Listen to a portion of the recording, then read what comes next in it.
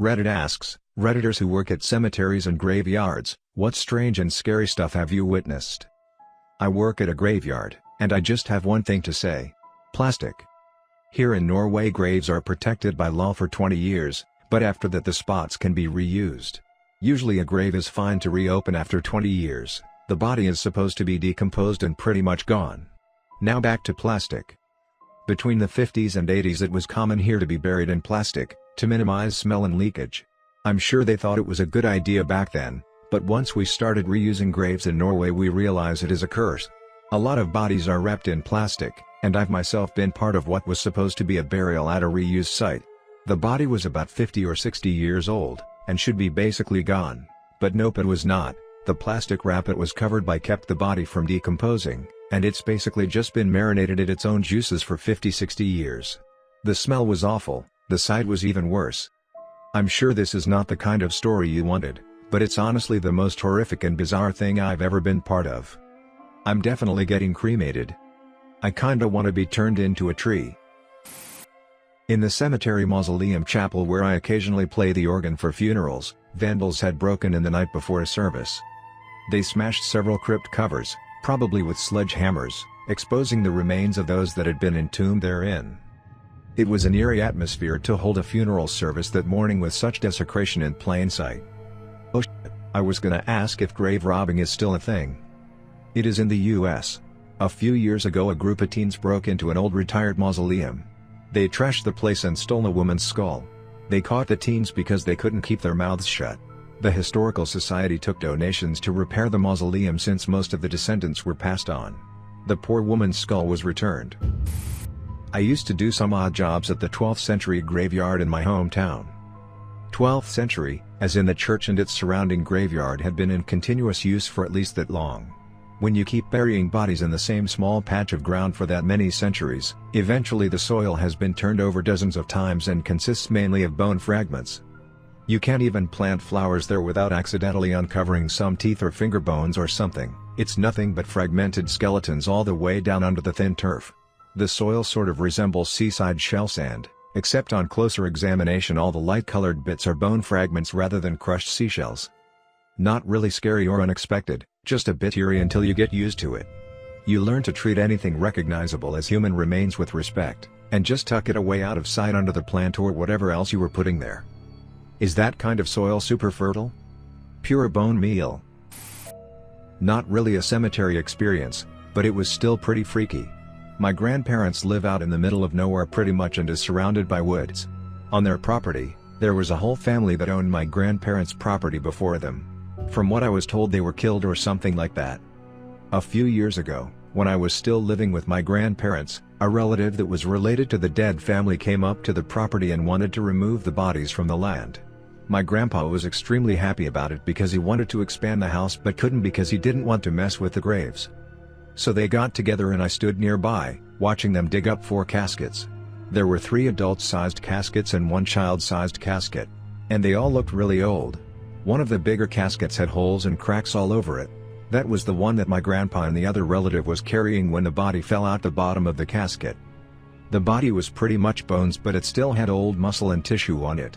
I remember feeling sick to my stomach as I watched them uncomfortably put the body back into the casket upside down. What did they do with the bodies? My grandpa and the relative of the dead family put them into the back of the guy's truck. Drove them up to Kansas because that's where the rest of the family is buried. We thought it was weird, but wasn't really going to question him about it. My great-great-grandfather and his son were foremen at the cemetery in my hometown, of course way before I was ever around.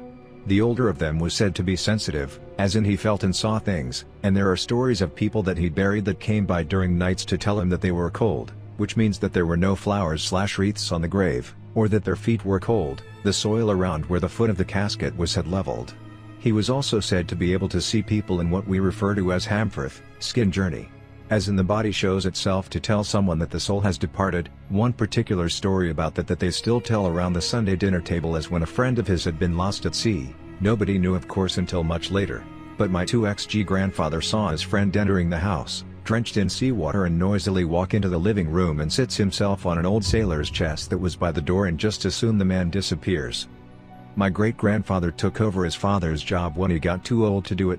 I can't remember any similar stories about him, but there is a joke about some youngsters that tried to scare him that people have told all over the country, probably an imported joke.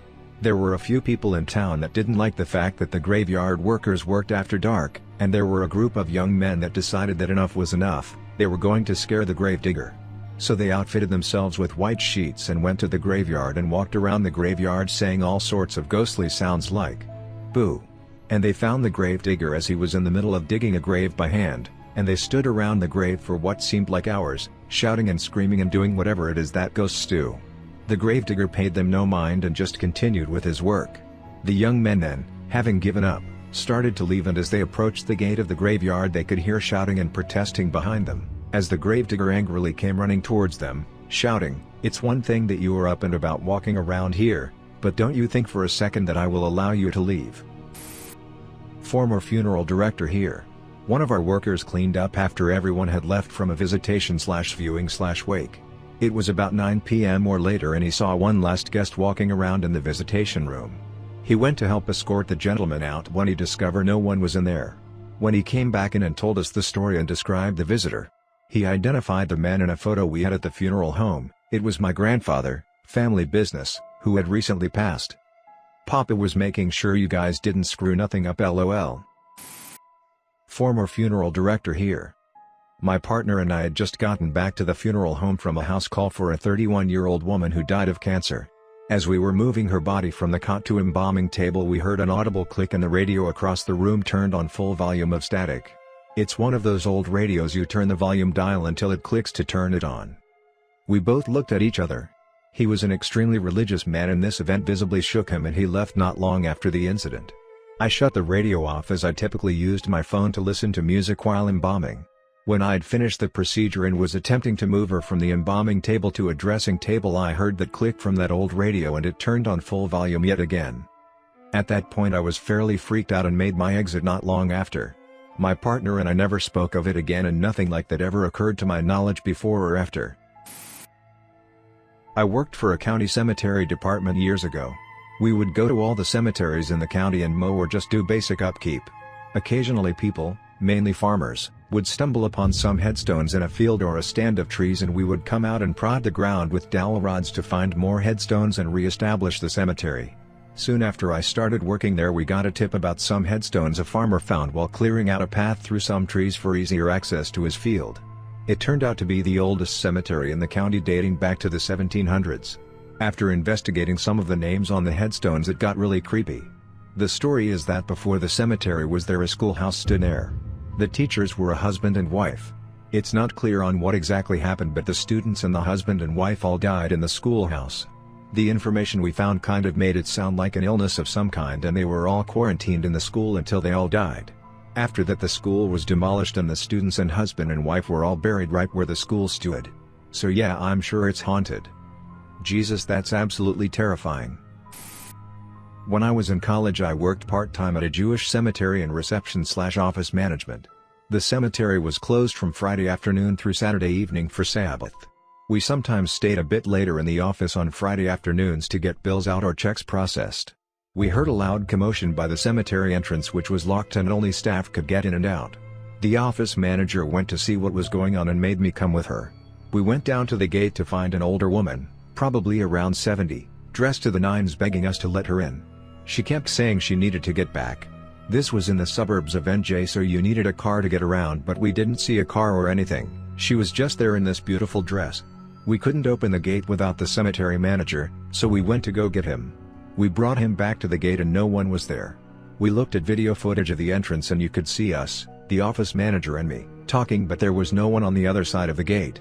The cemetery manager thought we were trying to trick him. I swear to this day we saw a woman in a fancy dress outside that gate. There were multiple cameras and not a single one picked up anyone on the other side of the gate and you could see the whole gate. All you could see was us. I don't know if it was a ghost or what. The office manager and I decided not to tell anyone else, but we would mention it to each other every once in a while. Okay, well this just made my hair stand up. We had a late afternoon service once that ran into the evening. It was October so the sun went down early while I was filling in the grave afterwards. Conveniently none of the lights on the loader tractor worked for some reason.